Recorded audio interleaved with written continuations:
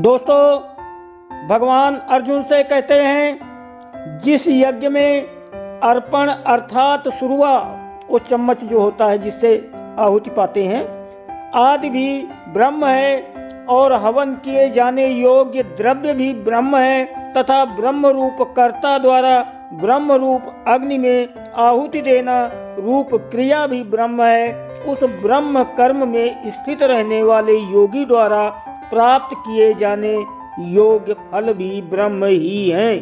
ये भगवान ने अर्जुन से कहा।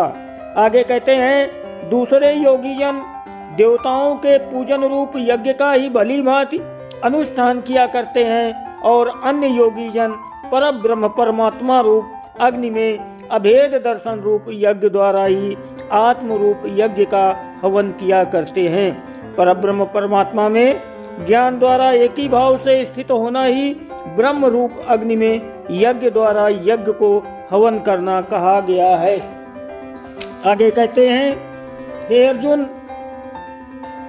अन्य योगी जन श्रोत्र आदि समस्त इंद्रियों को संयम रूप अग्नियों में हवन किया करते हैं और दूसरे योगी लोग शब्द आदि समस्त विषयों को इंद्रिय रूप अग्नियों में हवन किया करते हैं।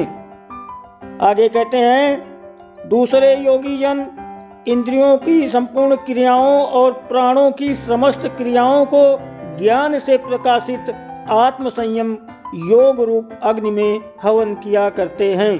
सच्चिदानंद घन परमात्मा के सिवाय अन्य किसी का भी न चिंतन करना ही उन सब का हवन करना है। एक सच्चिदानंद परमात्मा का ही ध्यान करना, भजन करना, पूजन करना, जो कुछ करना है, यज्ञ करना है, वो सिर्फ परमात्मा का करना है। उनके चिंतन में, उनके मन में और कोई विचार नहीं होता। आगे कहते हैं, कई पुरुष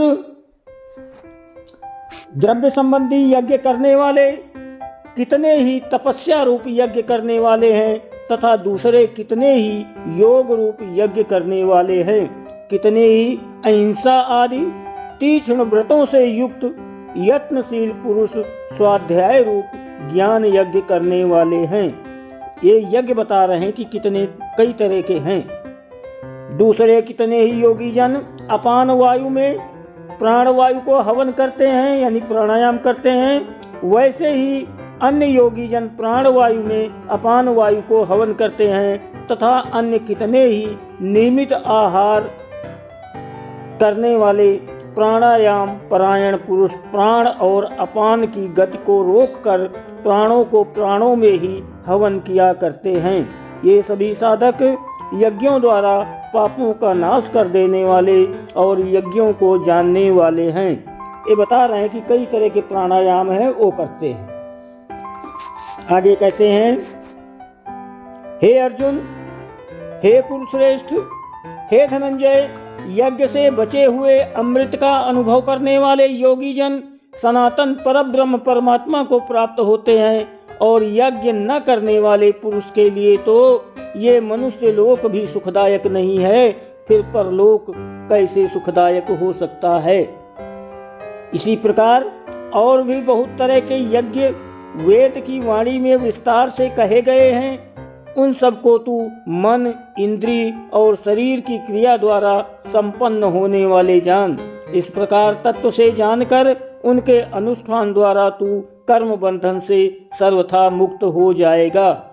हे परंतप अर्जुन, द्रव्यमय यज्ञ की अपेक्षा ज्ञान यज्ञ अत्यंत श्रेष्ठ है।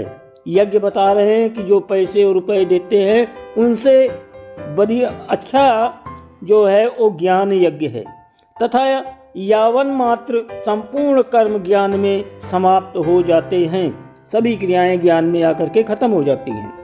आगे कहते हैं, उस ज्ञान को तू तत्वदर्शी ज्ञानियों के पास जाकर समझ।